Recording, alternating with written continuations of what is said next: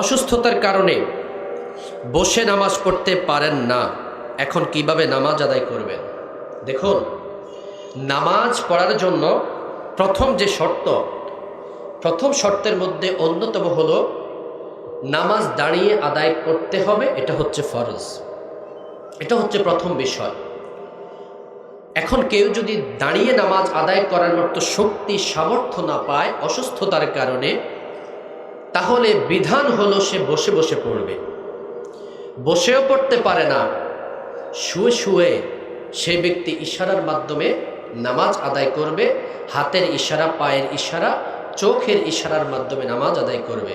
হাত পাও নাড়তে পারে না, কিন্তু তার মেধা শক্তি আছে, তার বিবেক আছে, সে বুঝতে পারে আমাকে নামাজ পড়তে হবে, প্যারালাইজড হয়েছে বা অন্য কোনো সমস্যা হয়েছে, এই জন্য হাত পাও নাড়তে পারে না, কিন্তু তার বোধগম্য আছে, স্মৃতিশক্তি আছে। সে ব্যক্তিটা চোখের ইশারা, মনের ইশারা নামাজ আদায় করবে। এরপরও নামাজ কোনোভাবে ছাড়া যাবে না।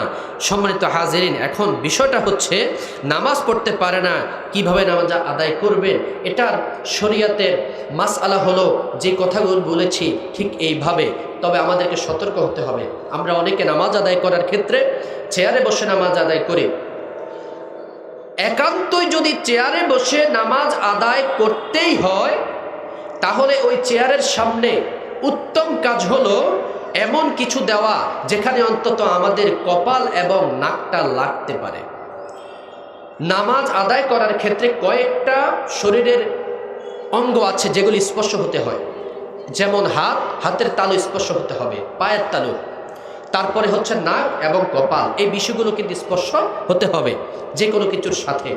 এখন আমরা যারা বসে বসে চেয়ারে বসে নামাজ আদায় করি, আমাদের সামনে এমন কিছু রাখা দরকার যেগুলোতে আমরা সিজদা দেওয়ার সময় মাথাটাকে নুয়ে দিয়ে আমরা সিজদাগুলো দিতে পারি, আমাদের কপাল এবং নাকটা যেন সেখানে লাগে। এই ব্যাপারে আমাদের